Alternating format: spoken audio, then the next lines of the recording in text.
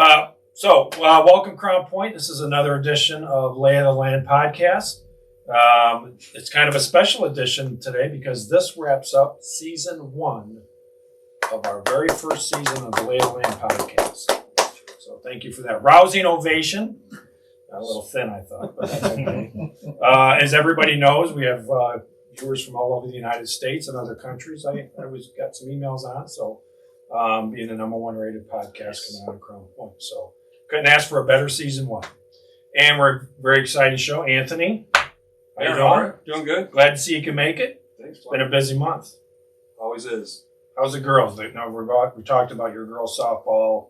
Yeah. The rock stars of the team, and you guys Sure. are all over the place. So Winter Rocks softball is kind of winding down now, but getting ready for summer. So just roll right into the next season. Now, there is no off season. There is no off season in sports anymore. Yeah, that's true. I got lucky because my kids are older, so there was like season, then you move on, it comes back the next season. So very good. And we have Adam here as well, team pace director. How you doing, Adam? I'm doing great. How are you? Glad to see you could show up.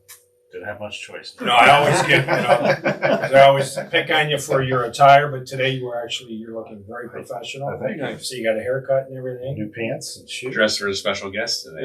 Yeah. He knew who was coming. Right. He was very nervous. He was. Yeah. New pants today. The flashcards, he called me over the weekend. Should I talk about this? Took my hairbrush and was in the mirror. Good. Very good. Yeah. And of course, the brains and brawn behind the show, Mary, who's off camera. How you doing, Mary? I'm great. How are you? How was your month? Lovely. Just lovely? It was lovely. Okay. One of these times we're going to get you on camera. No, you're not. Okay. Well, there you go. She's in charge of that. So a very exciting show. So we have 2 of our Crown Point City leaders in the workforce. So we have Dan Nix here. Dan, thank you for coming. Thank you for having me. And Doug Bright. Thank you. For coming, Doug. Absolutely. And we thought, because, throughout the year, Crown Point does a lot of very important projects, but none more visible to the public than our road improvement projects. So it could just be paving, be a whole series of road projects. So these 2 are kind of take the lead on all the road projects. So you get all the glory when somebody gets out on their newly paved road and it looks great. And then you get the, how come my road wasn't paved talk. So we're going to discuss all the ins and outs of road paving and how we determine who gets what and how that process works. So, but before we jump into that, because the viewers always around me they want to know about our guests, their personal side. So Dan, you recently got married. I did. How's that going? It's going good. Yeah, last July. Yeah. Aren't you going to talk about your wife and how awesome she is already? She's an amazing woman. I've been with her about 3 years now. And we live over on the east side of Crown Point. Go through the roundabouts every day. One of our projects that we were involved with. Yeah. Have 3 kids at home. Freshman, 7th grade, and 5th grade. So 2 of them will be going to the new TAF next year, and 1 will stay at high school. Very And exciting. we got 1 that's out on the west coast right now. So how long have you worked for the city? This will be my 17th year. Okay. And so what's your department? What's your official title with the city? Official title is GIS Coordinator and Floodplain Administrator, but for the last few years I've been doing more with the road projects. So GIS coordinator, so people that don't know, what is it? GIS Coordinator, basically I describe it to people as like Google Earth on steroids. So it's everything like behind the scenes, the mapping of the city from infrastructure under the ground to tracking parcel information, zoning information, special event maps we do for parades, walking maps, park maps. We have over 450 different layers of information throughout our system that we can pull up at any time, and anything that any of the citizens need or our staff help out with that. Yeah. I don't think most residents know, all the amount of data and amount of information that the city has to have in their inventory, right? Above ground and underground. That you don't think about underground infrastructure unless there's the road's torn up and it's closed, or you got a problem at your house or business. Correct. And then what's going on with sewer or whatever the problem is. Yeah. And for the longest time, it was just me doing all the data and then information for that. But recently, our public works, our utility department has taken a huge step in going out, gathering information that we haven't had, new information, updating information. A lot of it's taking old maps, any that put that stuff in, but then it's also trying to find the errors in old maps that we would get, just not only maybe not complete or just being outdated from 30 years ago. So those guys have really, picked up the pace and helped out with that since I've been pulled into doing some more projects with our engineering office. Yeah. So there's never a down day. No. Everything. So there's always something going on. Very good. And our other rock star guest here is Doug Bright. Doug, welcome. Road doctor. The road Yeah. doctor. How do you like that? It's fine. The road doctor. I mean, you've been called worse, I'm sure. Absolutely. Absolutely. Especially during road paving season. Yeah, yes. So you're kind of a celebrity. Now we have to talk about who you're related to by marriage, but nevertheless related to. Tim Hybrader is my father-in-law. This is your father-in-law, Yeah. Tim Hyder. Yeah. Tim's a great guy. He's fantastic. Former guest. Former guest, so Did you watch that episode? I did. Nice. I haven't missed one yet. You have said that. Yeah, I haven't missed one yet. So So very good. So what's your official title? What's your role with the city? the engineering superintendent is my official title, but I'm out there with the guys while they're doing road work and any other projects. We have multiple programs that we facilitate throughout the city. We got MS4 programs, stuff like that. So we got a lot on our plate, and it gets even more busy as the years go on. It just seems we stay busy. So You want to talk about what, for those who don't know, what MS4 compliance is and what you're looking So- for there? yeah, so MS4, I mentioned it. It's just one of the programs we have. It's a stormwater pollution prevention program, and it's through IDEM, and it's one of those to where we want to keep our storm systems clean of any sediment. So any new builds, there's requirements of best management practices that they have to go through per IDEM. We adopted the program within the city, and so we adhere to it. So we have inspectors out there, on new development that needs to make sure that the sediment on their site stays on their site and that doesn't run into our storm system. Yeah. So I mentioned that. I probably, Yeah, because if so, it's not just the city. We're enforcing compliance for item standards. 100%. It's not just the city making up these rules and what we want nilly-willy. It's Correct. we're accountable to the state. Otherwise, we get in trouble with Yeah. the state, and it hurts our system. It's looking out very for us. damaging to our system. We want the stormwater to get into the system and get out of here, so it doesn't end up in people's basements or flooded yards or whatever the case may be. So, Yeah. So that's just one of the many tasks that we have in our engineering department. Yeah. So every year, and this is my first year doing this, so every year we have how do we select what roads are we going to pave, what all work needs to be done, curbing, everything that comes with that.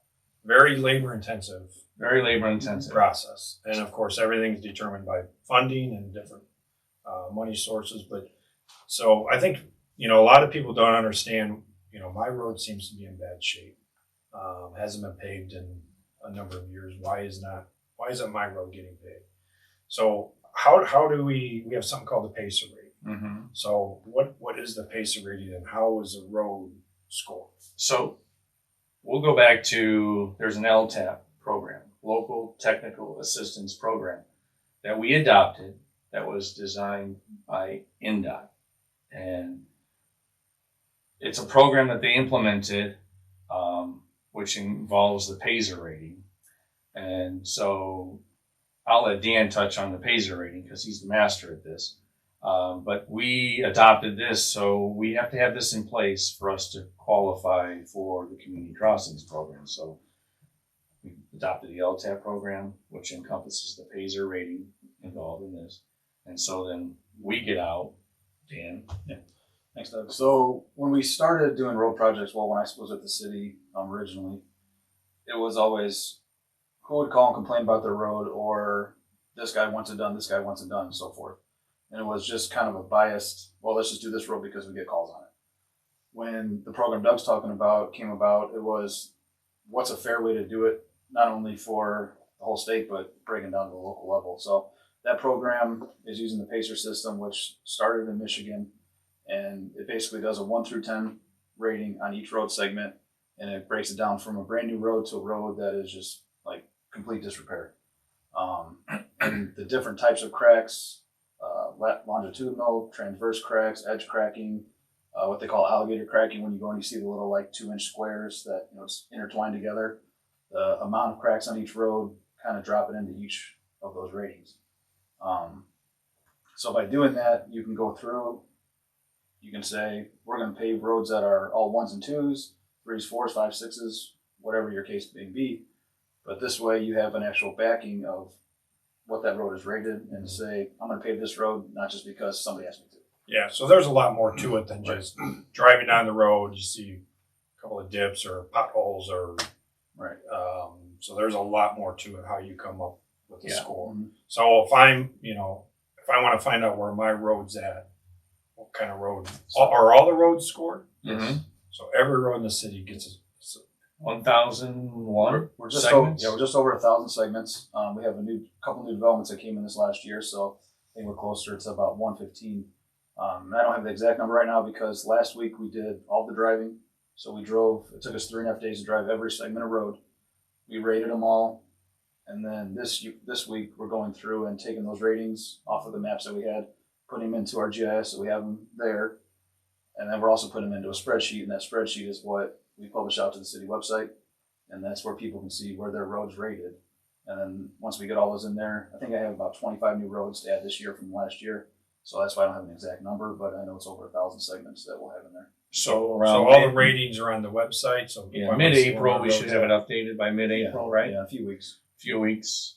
And I'm not allowed to drive Dan Why? anymore. No, Doug drove me last Why, are you a year. bad driver? I mean, Yeah, he made it about an hour and a half, and I was like, let's go back to the shop. I gotta get somebody else.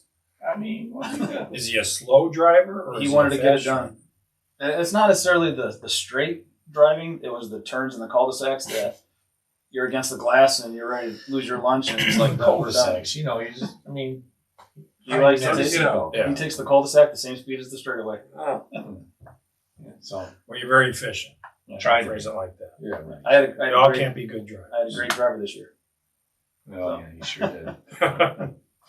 All right, so we get to the updated for 2023. It'd be like mid-April It should be when mid-April. that's all I would say at the latest. created. Yeah, So then I can go on the city website and find out where my road's at. correct. Okay. and so so 1 would be the worst and 10 would be the best score, right? Correct. So if you're in the middle of the road or higher, your road's probably not going to be looked at this year, Right. right? Yeah.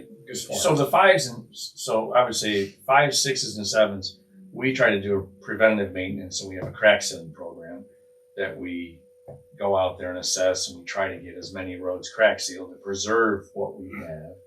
And then 1s, 2s, and 3s, we try to target. But we average about 8 miles, 9 miles a year. There's not enough time in a season. Yeah. Paving Season. So it's that very window's short. tight. So we try to squeeze in as many miles as we can, and obviously, nothing's cheap anymore. Right. Right. So, I'm going to be curious to see what our bid numbers come in this year.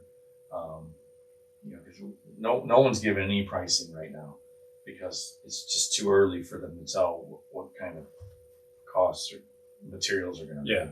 They're not So- giving anything. So we have all the ratings, and then the next step is then we all meet and say, with the big map, I've talked about this at Mondays with the mayor, is we literally go through and we chart, here's all the ones. Yeah. In the whole city of Crown Point, here's all the roadways that are ones. Yep. And then we kind of we have a certain amount of funding, but we really don't know how far that funding is going to take us until we get all the pricing and bidding back in from March 22nd. from our vendors, right? That's right. So what we do is we try to get in there and we try to compile 1s, 2s, and if there's a 3 in an area, and develop clusters for you guys to look at. And in this area, it's beneficial to keep in a confined area, get as many as we can done in that area, and then bounce over to another. Then previous, before we would be up north, and then we'd have 2 up north, and then go over here and over here, over here. We started making it to where we stay in an area, so you can get more done. You're not moving around. You get more done in one area, and then you don't see that place. You don't see that area for 10, 15 years. And also, it gives us a little better pricing too, because as contractors, they know I'm working on 3 roads that are next to each other. Once they're done with this, I don't have to drive all my equipment halfway uptown to go somewhere else. I can stay here for a month and work on everything at once. Yeah. Get it all done and go from there. And they also, you don't want to have a road that's a 1 or 2 tying into another 1 or 2 and only do that one road and leave and go somewhere else. You want to try and get them where they intersect each other, like Doug said, and stay in that same area. Yeah. So part of the process, so we have that done. And then through your guys' past years and your expertise, you can kind of calculate that section of road we think is going to cost this much money. We don't know for sure until we get the pricing. So we usually take last year's unit prices and we develop an estimate sheet. And I think we probably had all of our 1s and 2s estimated last year. So it kind of made it easier this year for us to establish. We just go based on last year's numbers and just, it's going to be close. It's going to be more, but it's going to be close. And then we'll just have to cut back on the latter part of our list. But we have probably, I would say 90% of our 1s and 2s already estimated. So the past few years, we've just been plugging away and getting them estimated. Yeah. So, and then we've talked about, I mean, I'm always surprised to say this at least once a day. Anthony probably say it way more than that, but how much stuff costs. yeah. To me, it's just, everything costs so much money. So like some roads I look at, we've talked about it, you'd say that stretch of road's going to be, $300,000. And to me, I'm like, are you out of your mind? That should not cost $300,000. Yeah. But there's more to it. If we're just paving it, it's this much. If you have to be more comprehensive. So why don't you guys talk about why some roads, it may be the same stretch, but are double the price of what other roads are. It's concrete really makes a huge difference. So like if we're going to dive into a road and in the center part of town, a lot of those roads or the oldest part of town, those curbs are non-existent. And I mean, the whole point of us, is to get the water to go to the gutter, to the storm inlets. So when you start incorporating concrete into this mix, it gets very costly. So 10 years ago, when I started this, it was $22 a linear foot for concrete curb. That's installed, $22 a linear foot. Last year we paid $85. Yeah, it's up there. So it's pretty significant. Yeah. That's nuts. That's a lot. It is a lot. So you incorporate, full curb, and then when you do curb, there's a lot of times, 9 times out of 10, you got to pull back on some of the apron to get your elevations correct, so everything flows properly. So now you're cutting back into somebody's apron. Then you get into, well, their apron's garbage. So then what we discussed earlier, it's like we should only be taking what we need. Yeah. But it's falling apart, so we end up taking the full apron, which isn't really our responsibility, but we do it. We do it because it's going to make the project, right. We try and make it functional for the water to flow. Like he was talking about, curbs non-existent. They were there at one point, but 30, 40 years ago when they'd come through and do paving projects, they would just go right over the top of what they had, and curbs are just disappearing. Yeah. So the goal is to get the water to flow. Got to add that back. Like I said, the aprons sometimes get raised up a little bit. We've got to match back to a good slope and get it so that water flows out instead of into their driveway. Yeah, I mean, I think a lot of people just drive down the road. They don't pay attention to the curb, whether it's there or not, or they're just looking at the condition of the roadway.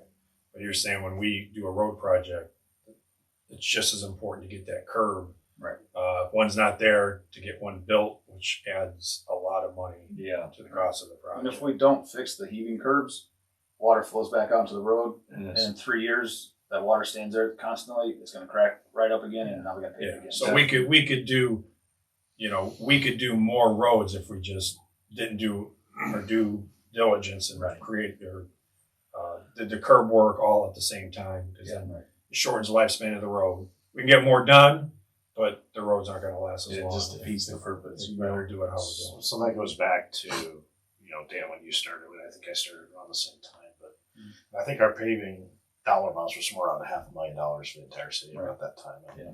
Obviously the pricing going up and the addition of new roads and doing roads properly, because there'd be, on that schedule, it might be every 40 or 50 years, you got to get your road done. Mhm. What is the, looking at what you guys, maybe comment on what you guys spend now to do roads, and then two, what is the, if done right, what is the, I guess, the number of years you'd like to see get out of a road, or is it that you can go back on a scheduled basis, understanding that Mother Nature dictates a lot of stuff.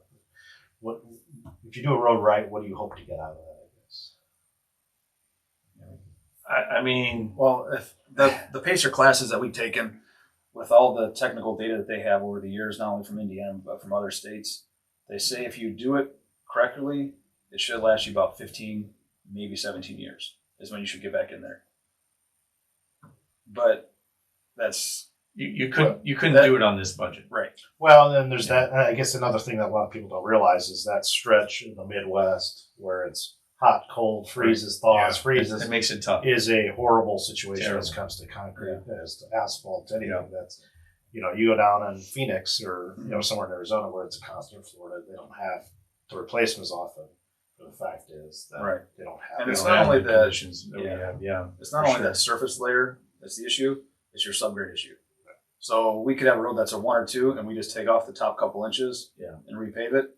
We didn't fix the structural issue, and in 3 or 4 years, you're going to start seeing some of those cracks coming back up again. So we try and go down on those that are really bad, repair some of the issues that are subgrade. Get some 'Cause that's, binder in there. that's where you're getting your freeze thaw, and that's where you're getting the cracking to come up and expose itself through the surface. It all starts with your subgrade. Yeah. Which is why our new You've always developments. said that. It always starts with subgrade. Here's a perfect example. Remember we did Crestview, Mhm. right? We lost that road. It was a marshmallow. Yeah. So we peeled it all out. I remember that. We brought Rock Solid in, and they did that stabilization, the concrete stabilization, the powder. They brought this huge tiller in there. It was amazing. Never seen it before. It's awesome. It's a long day. If you drive that road, we've done that 5 years ago probably. You drive that road today, and I just did it. There's minimal cracking, and the road looks beautiful. Yeah. And that was 5 years ago. So, I mean, Yeah, I remember that was because I think our EMA had to assist in getting people to and from their homes. we did. And There's so that there was was no drive access. nothing. Yeah, So that's we accommodated to the residents, and it was a very long day. It started at 7 a.m. Yeah. And it was getting dark, and we were at the end, and home stretch, right? It's great. We're almost done. And he nailed the gas line right at the end. So we're like, oh my goodness, you're kidding me. So the only way you're going to get NIPSCO out, you got to call the fire department. Yeah. They're not coming out. If you got a gas leak, yeah, okay, we'll be out. You got to call fire department. So we had fire out there, and it was probably 9:30 by the time we wrapped it all up. Yeah. With all that. So that's a great example of what we're talking about. You could do the road if you don't do it right. Within a matter of just a few short years, you're going to be right back yeah. doing the same road again. Right, so for right now, I mean, if we average like 8 to 10 miles of roads that we can repair a year, we have over 150. How many miles of roads do we have? Just shy of 150. We have Wait, that was a trivia question. You should know that. 150. Well, I'm not giving. No, it was 151.75, I think. 150.7. I added an extra mile. Yeah, that's okay. You went over, it doesn't count. No, it doesn't. I was under. It covered my Price is right, I my was spread though. Right. We'll get Mary to edit that out. We'll dump in. Yeah, you said the correct answer. Yeah. Like clutch cards. So, but with 150 miles of roads, right? And if we can do, hopefully, try to goal of like 10 a year, then we need them to last 15 years Right. because after every 15 years we'll be turning them over, right? So Yeah. So what we have in place right now is we're a 2-inch mill right now. We get into some of the binder, which helps. Would a 3-inch mill help? Some roads, yeah, but then we go back 2 years later on a road that we just paved 2 years later, and we're already crack sealing it. Mhm. So I mean, you got to work within your budget, and that's kind of where we're at. I mean, this is what we got. Yeah, well, as you talked about, you may have starting this project, this road's gonna be $200,000, and then you get into it, and maybe you're finding some issues, that's gonna cost us a lot more, which then what? It affects the other It sure parts of the does, city that what we're hoping to do. Yeah, there's times that we peel out and we see that there's bad areas and we gotta mark it out, a certain area, 20 by 20 section, we gotta excavate it down, take out all the subgrade, make sure, because that's the last thing you wanna do is throw new pavement on it and then you start seeing within a year, because you're there, you gotta get it done, you gotta fix it. Um, We always had a little bit of contingency into every road estimate just because we don't know those unknowns. Yeah. Or if we're gonna need a wedge material on that road to make it, the water flow properly and, to work with the subgrade too. So we build that in. There's been times we use that on heavy roads, times we don't use it at all, and then we have a little bit extra, but we can add one more road behind Find the the extra road to pay. So, So you're talking about, and this is a good question. That's if it was my road's getting paved, I'd probably ask the same question. You're talking about an apron. So the apron is your driveway from the street to the sidewalk. So from back of Right. curb, yeah, so you got your curb and then you have your apron. So back of curb, your apron starts and you go through the sidewalk. And So if the apron is such in poor condition that if we don't fix it, or at least a part of it, it's going to impact negatively on our brand new roadway and curb system, then we can go up and we can replace that part of the apron. yeah, so our main focus is if we're putting curb through your apron, we want it to function properly. And that might not be, we may not be able to match up to your existing apron. So we pull back 3 feet if it's in good condition, right? If this guy's got a brand new apron, I'll probably take half of it just for aesthetic purposes, right? But we want that curb, the existing versus what we're going to put in could change depending on the footage of curb that they want to get that to flow properly. So it's almost inevitable that if we're going to replace the curb, we got to take some of the apron. Okay. and it's a case by case basis. Yeah. You got to look at, like Doug said, what's on the left and right of the driveway, what our slope going through it is, condition of what they currently have on their apron, and then go back from there. Yeah, so it's not just because Anthony too, we were out at a lot of homes that their roads were getting paved, and maybe we had to do some apron repair work at their neighbors, but their apron was fine. Yeah. So it was a lot of questions of, well, wait a minute, why are they getting at least a partial new apron, and I'm getting nothing?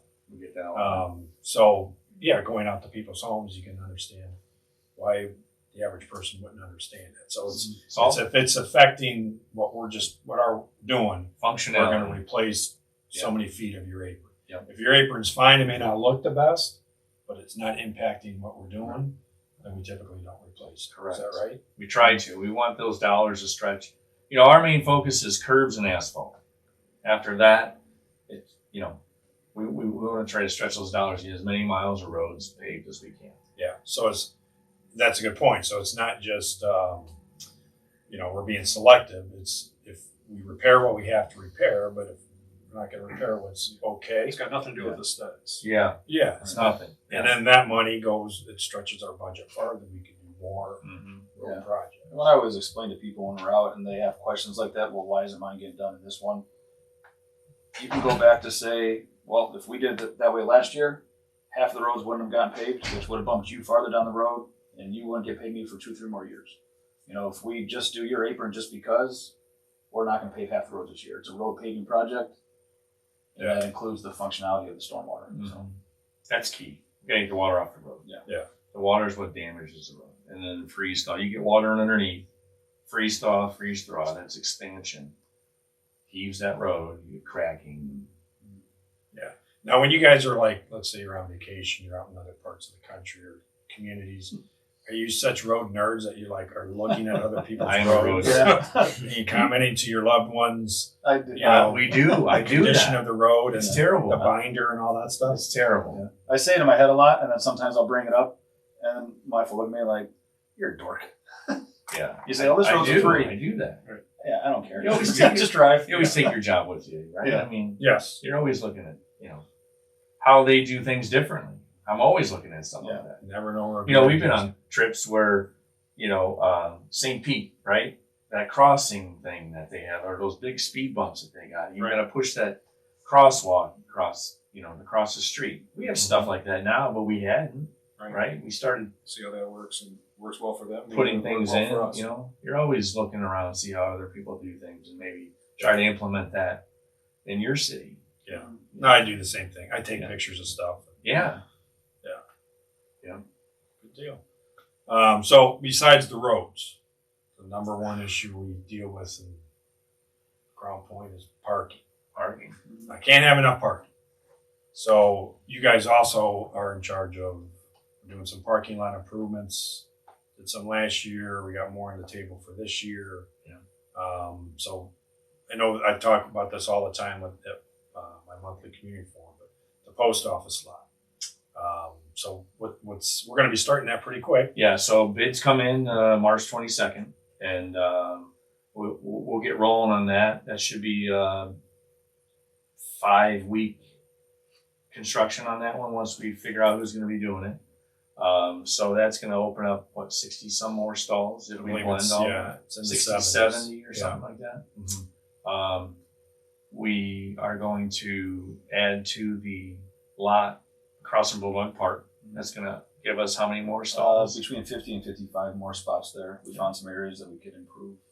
2 different spots to add parking. And then we discovered that we just labeled it Lot 7 over there across from Bulldog Park. Wasn't really in our inventory for parking, which gave us. That's like 120 more spots that So- are currently there to begin with. That isn't really labeled as a Yeah. municipal public lot, and it So, is. so now we have it labeled.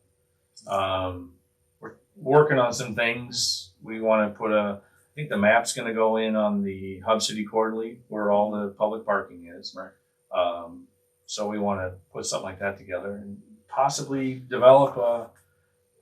look into doing some sort of app that's going to tell people they can download this app and how many parking and where it's at if they download the app and where to park in the city. Yeah. We talked about, if we're going to add parking or even what we already have, we need to do a better job of letting people know, on the west side, there's a municipal lot here, Yeah. and here. So I think a lot of people, they don't know. Yeah. And they're just They looking don't for the know. first parking stall. People always ask me like, "Hey, I'm going to the square. There's no spots." I say, "Well, go 1 block outside the square because everybody just looks on the square parking. That's it." I do that too. There's- That's literally 1 block off the Yeah. square, and there's nobody ever parks over. I'll do like 3 laps and then Darcy won't walk. So then I do the drop off and then I go park Yeah. and I come back later.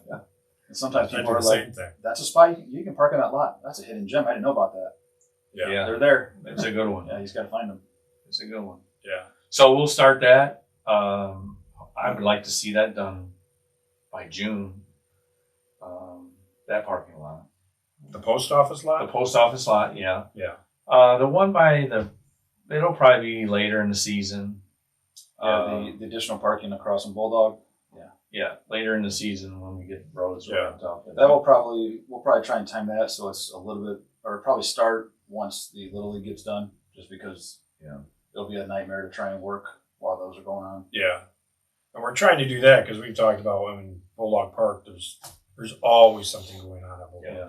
Park. So our normal stuff, and then we have some, events that are more attended than others. And so if we can get more parking closer to Bulldog Park that people can take advantage of, because we just said people park anywhere. So if they park closer to the square and walk to Bulldog Park, that's what they're going to do. If we get more cars to park near Bulldog Park, it kind of helps parking on the square itself. Yeah, and I think we had that refresh map published on the website. Yeah. Yeah. So the information's out there. That maybe we got to figure out how it's going to be easier to find for Yeah. people coming into town. So based on our timetable, so what do you think? Like the end of April, we should have a pretty good handle on jumping into the season, what roads. And who's going and who yeah. Yeah. Yeah, we'll have. So if the bids come in March 22nd, I would think by mid-April we'll be under contract with one or multiple. If it's multiple, it's gonna be a fun season. Yeah. But And even if people don't see it on the website, you guys go out there, you create the flyers, you go out door to door and let people know that there's been a project. Here's here's when to expect it to start, here's when to expect it to finish, and let everybody Correct. know. Yeah. Oh, All the yeah, you're information talking about we local talk- roads, yeah. Right. All the information we talk about today, we have a threefold flyer that we created just to kind of cut down instead of just, hey, we're paving your road. This was a flyer we created Yeah. that breaks it down, knocks out some of the easy questions of, why are you only doing this on my road? Why is this not getting done? When are you coming in to do curbs? And when that happens, where should I park? All that kind of stuff. So So I think when we first started to develop that, we're like, what are the top 10 questions yeah, the office gets? And Yeah. we took those 10 questions and we put it on a trifold and answered them to complete detail. we have pictures in there to Yeah. show examples of And stuff. then when we know that road's going to get paved, we hand that out to them. Your road's been selected. This is what's going to happen. So Yeah. they're fully informed. And it has significantly cut down on Yeah, the questions we get, on which phone we don't mind calls. answering them, but Yeah. if you're answering 100 questions a day and phone calls, then you can't do everything else. So Yeah, so they all get a little flyer in their door. And if it's big projects, we usually do a nice flyer, yeah, like Wells Street and Clark Street we just did last year under community crossings. They got a little bit more detailed flyer 'cause Yeah. there's a lot more involved. We took trees out, we added trees, and so Yeah. it's- You guys do a good job of keeping those residents Thank you. informed of what's going on and answering their questions. I've been out on visited homes with you guys on residents that have, why are you doing this or why are you not doing something? The aprons was the big Yeah. one. Yeah. So you guys do a great job of explaining to the residents Thanks. and all that. So then, like we said, everything comes down to funding. Yeah. Everything's funding. Man, we can go 3 months without spending any money. So how do we determine the funding available for a certain road project season? So we go through the budget, the 2023 budget, and there's certain items that are allotted strictly for road paving. We know that we're going to have all our wheel tax money gets distributed. That's what we use for our community crossings, our matching grants. So we apply, and there's certain roads that qualify for community crossings, which is $1 million, up to $1 million that we can get from NDOT. And we match. So we get 2 million, 50 cents on the dollar, basically, right? So we choose roads. We try to spend the $2 million. Yeah. So last year was Clark and Wells. So we find money out of our local budget for paving, and then, which that was, I don't remember what the numbers were, but we're, with everything, community crossings, everything that we're going to be doing for local roads, we should be about 4 million this year. yeah, we combined all those different funding sources. Yeah. Yeah. So one of the community crossings is 113th Avenue, This year's 113th Avenue and then Greenview, Green off Greenview. 231 in Stillwater. Yeah. Yeah. So like just short of Morningside subdivision, Greenview Place, we'll take that down through and make it up to Where that pond is. 231. Yeah. And then we're going to add a turn lane there. And I believe we're going to add some pedestrian crossing there as well. And then 113th, we'll take it, I think it's to Rhode Island. Mhm. Yeah. So Just- I know we're past still Geisen, working on some engineering and utilities and we got some utilities issues over there. yeah. Not only for the replacement of that culvert, but there's some utilities that we would need to get moved for widening so we can have a nice turn lane onto Delaware. But we're working through that right now. I think Yeah. there's a lot that we can get done this year, and we're going to try to do as much as we can. Definitely Greenview will get done. And 113th, it may run into next year, but we have 18 months to utilize this funding. So Yeah. if what we don't get done this year, we'll carry on next year. And we got till October of next year to spend that money. So, and that's a funding mechanism that you can't just go out and put it to any road we want. Correct. There's some parameters we have to follow whether these roads qualify for this type of funding. Correct. They kind of label them as like economic driver roads. So like your main roads like Summit Street, North Street, Main Street, roads that impact the whole community, not only residents but businesses, emergency services, all that kind of stuff. Yeah. So you can't just go in and do a private cul-de-sac. Or not a private cul-de-sac, but a cul-de-sac in a Yeah, neighborhood, like just a local road in a Right. neighborhood Yeah. would be able to use those. But funds the for nice that. thing is it uses the money for those major roads that cost a lot more and then frees up all of our local money to spend in the neighborhoods. And then we're doing one intersection, which I know is, well, you guys all know, Anthony, you know too, it's a hot mess, is 231 in Delaware. Yes, we're gonna realign that this year. We're gonna get that squared away a little bit better, more you know, straighten it out. So traffic, there's been some accidents there, so Yeah, and just Traffic with the amount of indices. traffic there, Yeah. and we're gonna add some turn lanes, and there again, we had to wait for utilities to be moved. And right. We're still waiting on some of those. So we're on schedule with this one. So April by April, I'm being told that all utilities will be moved and we'll be ready to go. So that's encouraging. Yeah. We put some temporary striping out there this past year to kind of direct them, kind of like we did on the bike path at Summit Street right there by there, kind of guide them where they need to go. It seemed to help a little bit, but we'll get in there this year and we'll get that dialed in as well. So And what a lot of people don't realize is that's technically a state intersection. So it was a lot of working with them to figure out what we could do on our end to realign the road that's on more on Delaware than 231 to yeah. make that work. So So yeah, we did put in for state funding for that Right. intersection, but the funding, you go through that process, takes several years. So Right, yeah. we're looking at 5 years out, and we just didn't want to wait that long Right. to improve that intersection. Yeah. So we're just going to kind of line it up with our own money, Right. and then the state will come through in around 2028 and finally put in a full size roundabout there. Yeah. So we'll make it safe for the time being where it needs to be. Yeah, I think at a couple, since we talked about that, well, why are you spending the money to enhance the intersection now if, and hopefully 2027 or 8, you're going to come in and put a roundabout in? I'm like, well, if you drove, right, hopefully. Well, But one, we we don't don't know have a for sure. grant, the grant. Yeah, we I'm don't know very for sure. hopeful that our application Yeah. seemed to be pretty strong that Yeah. we'll get the award. Score but high, yeah. I'm like, well, if you drove that way 2-3 times a day, Right. at different times of the day, you would know why we're Yeah. not sitting back and not doing it. Safety is more important. than It's a little bit definitely of money. worth the investment Yeah. to get that. 5 years is a long time. the Yeah. back, yeah, and the backups on Delaware in the mornings are pretty significant. Right. So. So a lot of good road improvements this year. Yeah, like I said, there's a lot that goes into it. I've learned a lot through this first process. I was one of those ones that I don't know. This road looks bad to me. How come you guys aren't fixing it? There's a lot more we'd love to do. It's just Right. time and funding. I mean, we'd love to get in there and pave all the ones and twos that we have, but Yeah, And when people see us coming through and, well, our road's been one for a few years and you haven't done it, we try and utilize all the sources we have. Not only, when Jimmy's guys come in and they patch them and we have the total patcher out now that can do a larger area where it kind of, yeah, we're trying to look to them to in a sense, you're heating it up and melting it back down to get it to, last a little bit longer. trying to make it a joint effort between street department and engineering. We can get out there and pave all you want to, but it's all about maintaining it. What are we going to do to preserve these roads? Is there something that the street department can be doing to help preserve these better than it's a team effort. We got so. now so does the street department? Are they the ones that you're talking about coming out and patching it? The cracks in the roadway.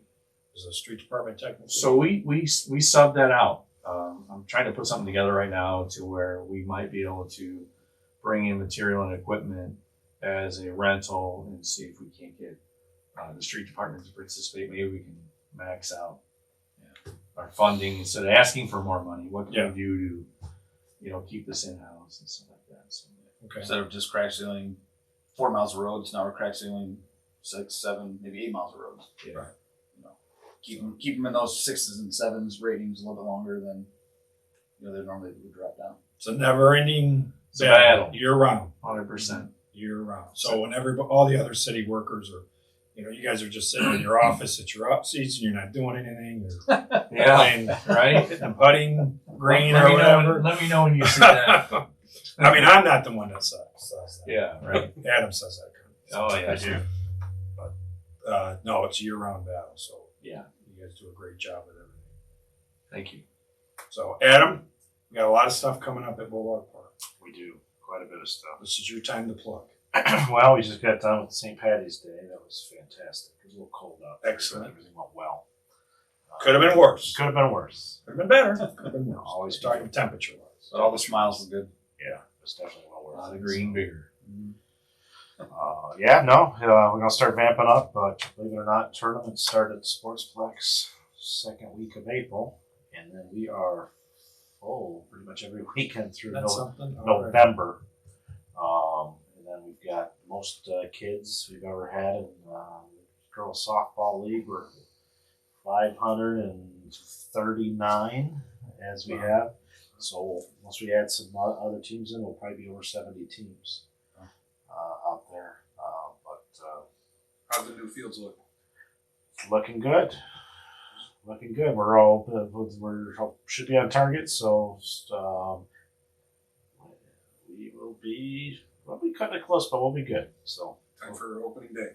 time for opening. Okay. We're definitely ready for opening day. We'll be ready for the tournaments too come second week. So and then we're vamping up. We just announced a week or so ago the Cooper Allen over at Bulldog Park. Cooper Allen. Have you guys heard of Cooper Allen? Never heard of them. Yeah.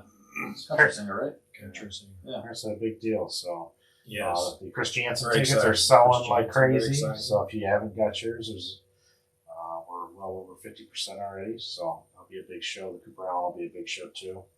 We're bringing a couple cool things for that Cooper Allen concert. Bringing the comedians back. Comedians come back. The other day, I just sent out to their marketing firm on putting them together. So we're looking for August 8th for having some comedians back.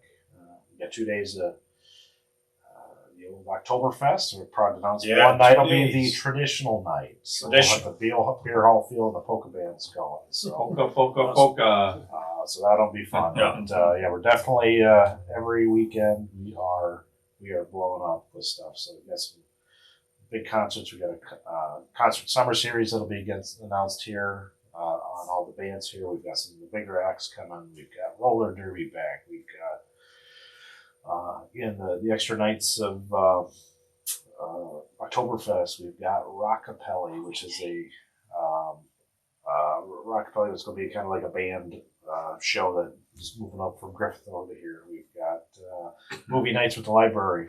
Very popular. Those movies. So movie nights, and then October Friday, which is first Friday the 13th, which is in October, we're going to bring back a creature feature. Old school. Old So we're going to bring that back to have. I remember. Wow. What was that? Wow. What was that? That one scary. There's a bunch of segments. Home Alone? No, a scary one. We'll edit that out. What was that one called? What are you talking? Yeah. Okay. Yeah, creature feature. Yeah, so we'll Creature bring back a feature. creature feature just to have something that'll be fun for all ages type thing. Well, we talked about we want to get this different variety for everybody. People like different stuff, so Well, you got work in the progress. If you have any ideas, I always say absolutely. Have a That's Monster what we Mash do. playing. I mean, We got the Cal Ripken World Series. We got the NSA Softball World Series. Yeah. coming. We are going to be busy national stuff. Very good. So So you guys, I hope you didn't forget. I did not. Very embarrassing. for Keeping you. it behind the scenes. I'm on It's my a radar. surprise. Mine's been here the whole time. Right. It's a surprise. So, we got the prop shelf, so we always invite the guests to bring something that will stay on okay. prop shelves. Although, your father-in-law, I'm like, hey, can you autograph the bowling pin? Be a nice Tim. So he did, but he just wrote Tim. Close enough. So he went all out on his own. You know what Tim that is? Very nice. So what's your donation to the prop shelf? Go ahead. So anybody that's been in my office knows that I have a lot of little trinkets, not only things I've collected, but stuff that my kids have given me or we've collected together. So I have one shelf with metal figurines that when you buy them, they're just on a flat sheet. You got to take them apart, bend them, and build some sort of design with them. So got this one from one of the guys in the office when he went to Disney. So thought I'd bring this one in. That is the Millennium Falcon. Oh yeah. I didn't shape that one yourself? That started on a sheet of paper. Yeah, it's like a little metal Impressive. sheet. And then you snap all the pieces out. There's little tabs on them that you bend over and they snap in together and Very get nice. your end product. I like Great that. on So that. I've I got like that. the Love Sears Star Tower Wars. on there. I've got the White House, Capitol Building. I got a bunch of different stuff. So Very nice. Thank you, Yeah. Dan. Appreciate that. Well, and I thought it'd be appropriate based on our topics that we discussed. Brought in some tar. I did. Run yourself Oh, traffic yeah. There you Traffic go. cone. All right. Look at that, huh? Perfect. So Very, yeah, it's That's very not the scale. stylish. it's definitely not the scale. Yeah. You Not the don't try to put that out Right. there. Yeah. Yeah. So Very nice. Two great things for the prop show. Awesome. Adam, you got anything? Close up or we're good. Anthony? We're good. I'm glad you dressed for the occasion. Mhm. Appreciate that. Yeah. Just I think it was an informative show. Got a lot of good information out there. Yeah. You know? Yeah. So I mean, I heard you were going to save the best for your season finale, so I Yeah. appreciate you having us on. Yeah, it's very exciting. Into season 1, 8 episodes went by like that. So couldn't ask for a better launch. nice. Big season 2, big things are lined up. Yep, we're gonna have a whole new unveil season 2 in May. Some exciting guests for season 2, so looking forward to that. Very nice. I mean, you can't go higher than number 1, and I'll see you slip into number 2. That's true. But Unless somebody else fires up. I don't see that happening. So we'll stay number 1. Mary, you got anything to tie us up? Send us out season 1. You Got any really don't cliffhangers? know. Huh? You got any cliffhangers to hold people on edge? So, well, we got Mondays with the mayor, which actually we'll have that before this airs, so never mind on that. But you can check us out on Spotify, YouTube, Facebook, and Apple Podcasts. You can sit around in your house and flip on YouTube and watch podcasts from your TV if you live. Did you guys know that? No. That's how I watch it. Doug sent me a text like 10:30 at night. Yeah, just watching the podcast. Great cast. Loved it. Yeah. So, but anyway, so thank you for you guys coming on. Appreciate it. It was a great show. Very informative. A lot of these questions are what people ask us all the time. So, and they're great questions, and they should be asking this stuff. Yeah. But now they know what all goes into road paving season and how we come up with what we come up with. So that's just a minute, just a Just a minute fraction. thing that we do at the engineering department. Yep. So, good job. Until our season 2 launch in May, Crown Point, thank you for tuning in, and we'll see you next time and stay safe. This month's business spotlight is Prime Steakhouse. Located on the historic Crown Point Square, Prime Steakhouse is Northwest Indiana and Chicagoland's go-to steakhouse and fine dining restaurant. With a selection of top steaks and seafood, you are set to have a great time. For more information, visit primesteakhousecp.com. You've been listening to Lay of the Land with Crown Point Mayor Pete Land and Chief of Staff Anthony Schlueter. If you like what you heard today, come hang out with us on the third Tuesday of every month. Lay of the Land is available on Facebook, YouTube, Spotify, and Apple Podcasts. We'll see you next time.